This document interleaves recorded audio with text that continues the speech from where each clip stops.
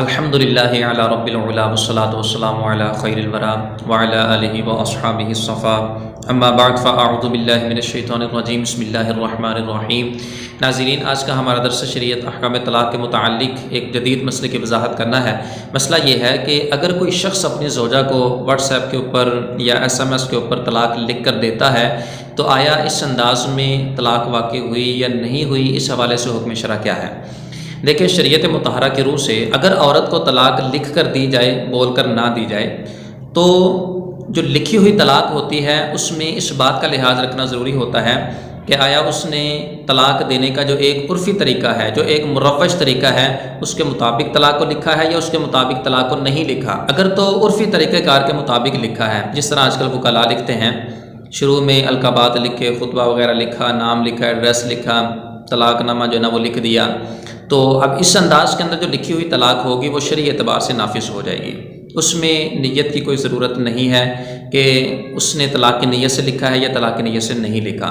اور اگر اس نے عرفی طریقہ کار سے ہٹ کے طلاق لکھی ہے تحریری طور پر، مثال کے طور پر اس نے SMS کے اوپر لکھ دیا کہ تجھے طلاق ہے، اپنی زوجہ کو میسج کر دیا، واٹس ایپ کر دیا، اب اس انداز کے اندر جو لکھی ہوئی طلاق ہوگی اس میں نیت کا دخل ضروری ہے،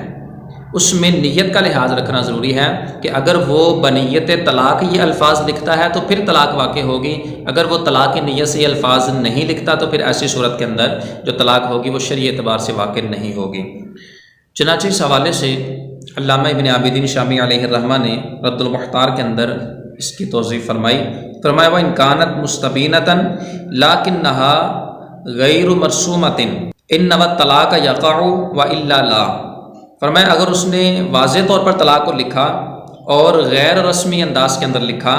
اگر وہ طلاق کی نیت کرتا ہے تو طلاق واقع ہوگی، وگرنہ طلاق واقع نہیں ہوگی۔ تو اس حوالے سے اس فرق کا لحاظ رکھنا بہت ضروری ہے۔ بعض لوگ اس انداز کے اندر مسئلہ بیان کرتے ہیں کہ اس فرق کو بالکل بھی ملحوظ نہیں رکھتے اور مطلقاً حکم بیان کر دیا جاتا ہے کہ لکھی ہوئی طلاق فوراً واقع ہو جاتی ہے، حالانکہ عموماً جو SMS کے اوپر، واٹس ایپ کے اوپر جو طلاق لکھ کر سینڈ کی جاتی ہے غصے کی حالت کے اندر، وہ غیر مرسوم ہوتی ہے، وہ غیر رسمی ہوتی ہے، تو اس کے اندر پھر نیت کا لحاظ ضروری ہے۔ اگر وہ طلاق کی نیت سے لکھتا ہے تو طلاق واقع ہوگی، بس صورت دیگر طلاق واقع نہیں ہوگی۔ اللہ تعالی ہم سب کو شریعت مطہرہ کے مطابق عمل کی توفیق عطا فرمائے، دین اسلام کے فہم و فراست سے نوازے، آمین بجاہ نبی الامین صلی اللہ علیہ وسلم۔